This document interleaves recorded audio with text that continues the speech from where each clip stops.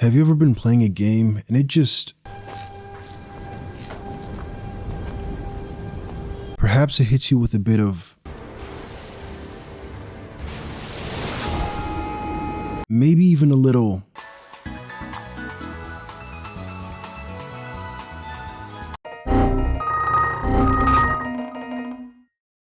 then you might be entitled to nothing. Hold this L.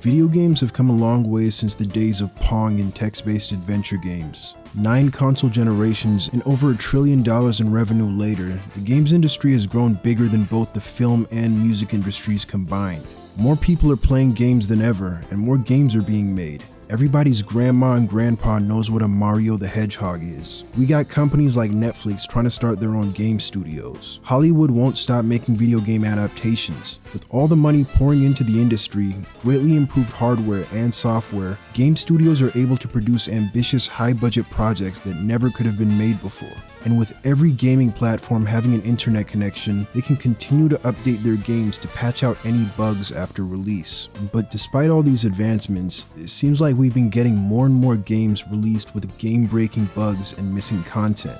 Well, the thing is, these advancements are the exact reason why. Before the internet became a core facet of gaming, if a studio dropped an unfinished game, that game stayed unfinished. Loading screens taking an ungodly amount of time? Get comfortable, you got a lot of waiting ahead of you. Fighting game has a single character that's better than every other fighter and completely breaks the game's balance? I hope you like mirror matchups. If a game launched in a poor state, that became the game's legacy. And there's no better example than Sonic 06.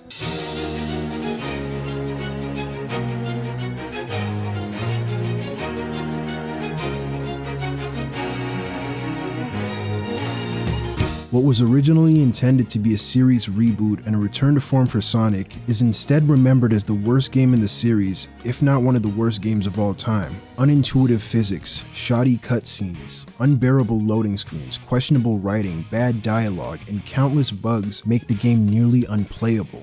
The game wasn't just bad, it was incomplete and in desperate need of more time and development. It's not that they weren't aware of the game's issues, I mean, they were the one making it. But as a for-profit business, game devs will always be a slave to the almighty deadline.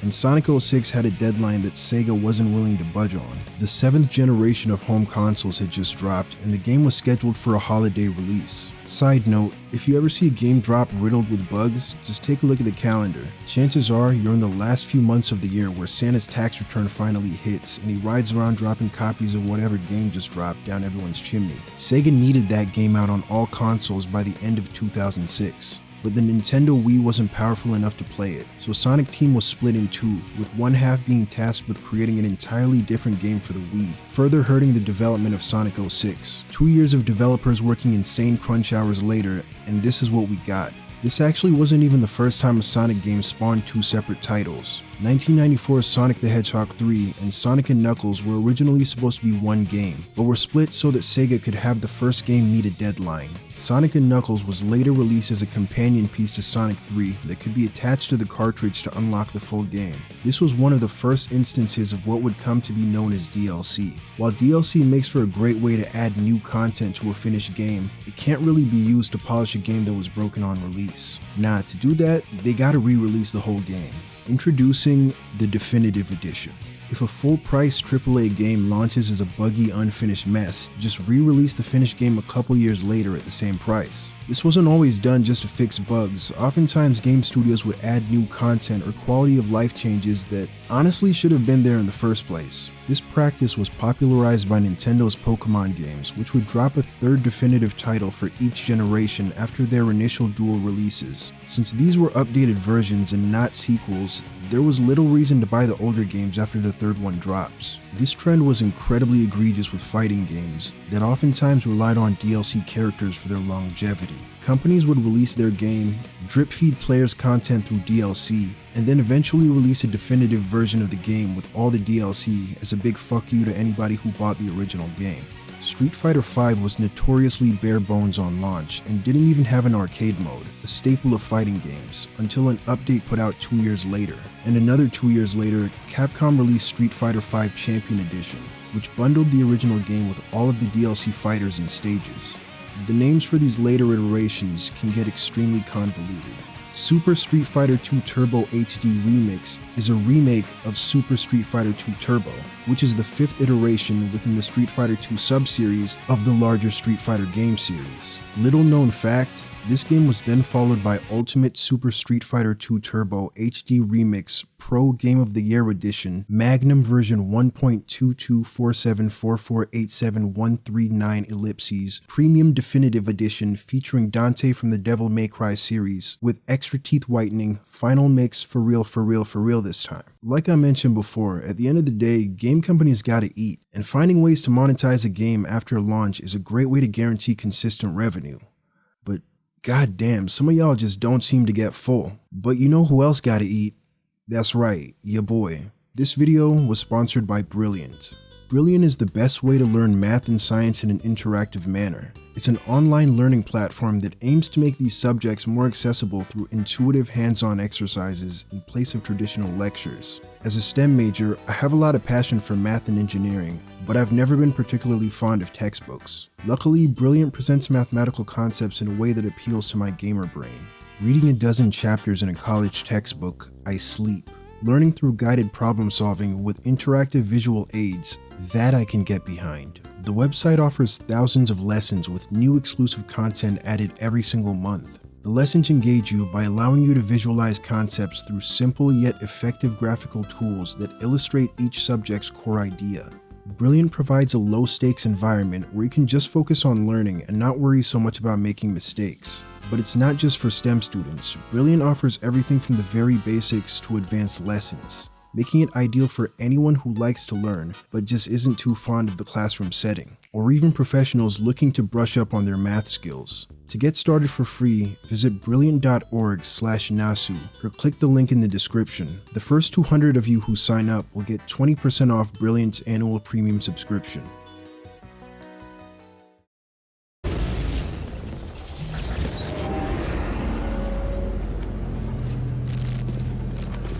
Wake the fuck up, samurai.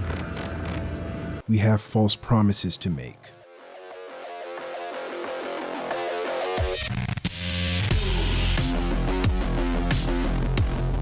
Cyberpunk 2077 had to be one of the most disastrous launches of any game in recent memory. When it came to game development studios, CD Projekt Red was everyone's golden boy. With nothing but a single game series to their name, they were able to build up their reputation and propel themselves to the forefront of the industry.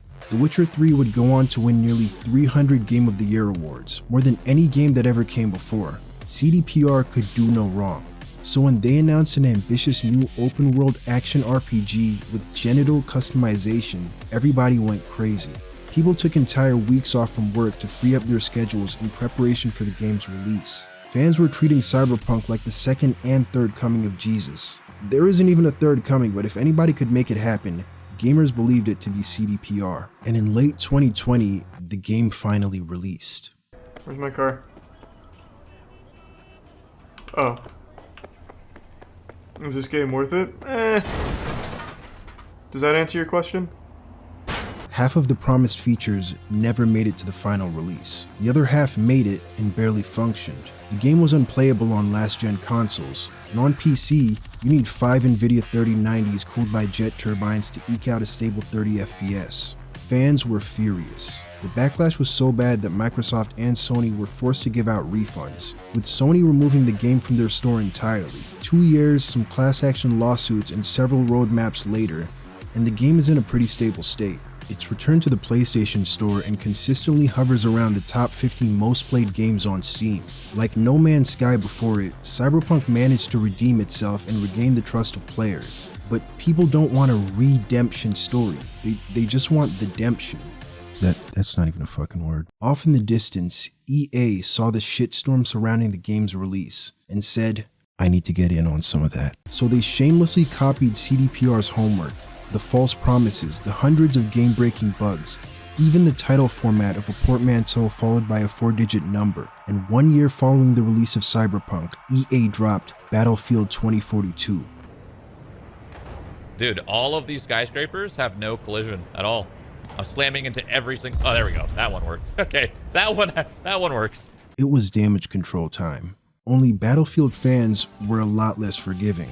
Today, 2042's average player count is dwarfed by even that of Battlefield 5, the previous game in the series released 3 years prior.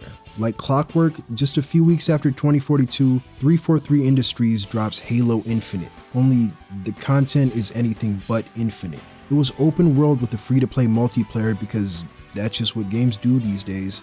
The game would launch with only 10 maps and was missing series staples like campaign co-op and the Forge mode. These features wouldn't be added until a year later. So what did fans get to hold them over before the live service game devs started live servicing their games? 2 maps, some belly button lint, and a slap on the ass. At least they didn't forget to include the store on launch. That's something you can count on. No matter how incomplete these games are on release, you bet your sweet bippy the microtransaction-filled moneymaker is gonna be ready day one. But 343's corporate greed is nothing compared to that of Activision Blizzard's with their launch of Overwatch 2. Sorry, give me a second.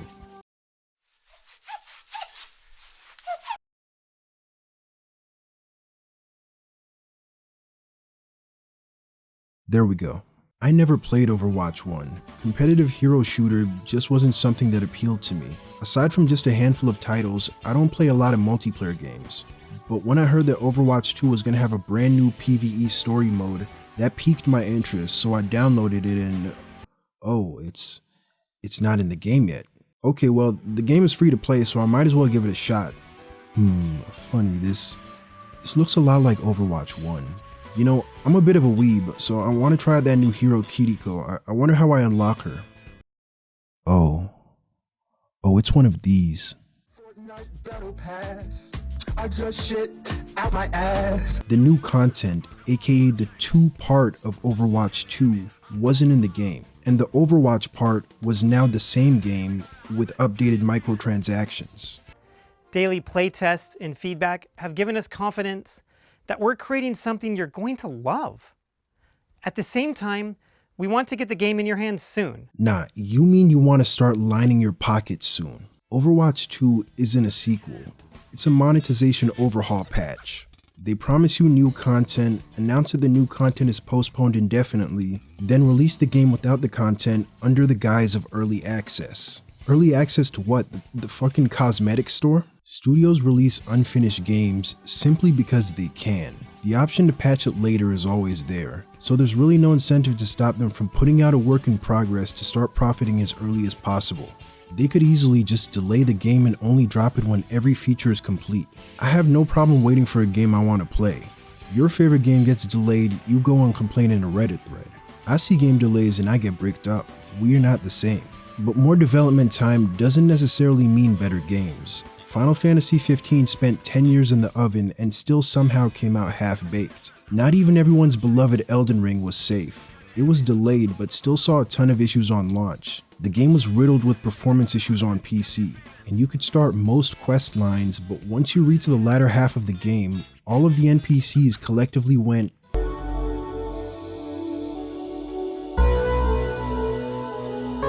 one NPC had to be patched into the game entirely. Gotham Knights dropped on next-gen hardware capped at 30 FPS with PlayStation 2 ass water physics. The Callisto Protocol was basically we have Dead Space at home. Modern ports of older titles don't fare any better. Last year Persona 4 Arena dropped and we were promised rollback netcode. Not at launch, but eventually. Eventually months later, we got rollback. How's the player base looking? Oh boy. Persona 3 just got ported to modern platforms last week, and to rework the visuals of this 13-year-old PSP game, Atlus just AI upscaled all of the backgrounds. Brilliant. I'm sure that looks perfectly fine, no visual artifacts or anything. It definitely wouldn't have looked better if you just upscaled the native resolution to a bigger screen. Does the blurry ass text on this calendar say P3 or P7? Find out next time on an episode of Dragon Ball Z. Every piece of game audio, from the dialogue to the music, has been compressed so many times it sounds like a walkie-talkie recorded another walkie-talkie that was playing a recording of another walkie-talkie that recorded a PSP playing the original game audio while buried 20 feet underwater. Story is in danger.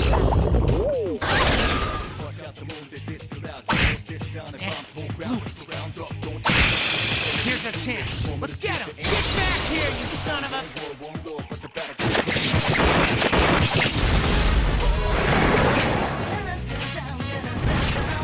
That's not edited. The game just sounds that crunchy.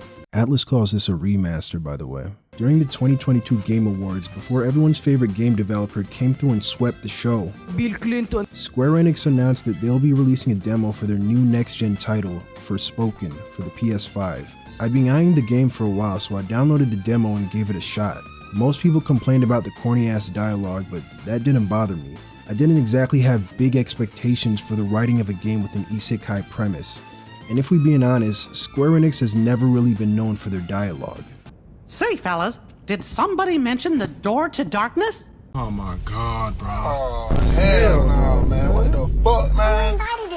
What did bother me was that the game handled like complete cheeks. Every action had extremely noticeable input lag. Combat was janky, the auto-aim was abysmal, spell swapping felt clunky, the worst grappling hook known to man, and the open world was pretty to look at but was entirely devoid of anything interesting. The game felt more like an Unreal Engine tech demo than an actual game, but it actually wasn't even developed in Unreal, it was made using the Luminous engine, which is the same engine used to make Final Fantasy 15. Oh, wait a minute, this makes a whole lot of sense. Some folks excuse the issues with the game by saying this is only a demo and not reflective of the final game. My guy, the game drops in a month. That month came and went, and now... What the hell? Oh my god, no way. The craziest thing is that when I went to uninstall the game, I noticed an icon telling me that one of my friends had already pre-ordered the game, which was interesting because I knew this to be categorically bullshit. And on their profile, it said that I had pre-ordered the game too. They're literally lying to you to make the game seem more popular than it is. But all of this is nothing compared to the true villains of the games industry, Nintendo. Hey, let me see that game you've been working on.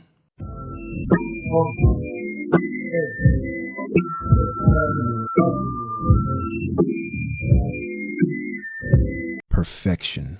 Release that shit, nigga. This is a real quote by Shigeru Miyamoto. But I'm not talking about Nintendo. That's gotta wait until the next video. That's right, this video is in early access. The Nintendo content isn't dropping until Season 2. Here's the roadmap. Follow my socials for live service updates and subscribe to secure your Season 1 Battle Pass.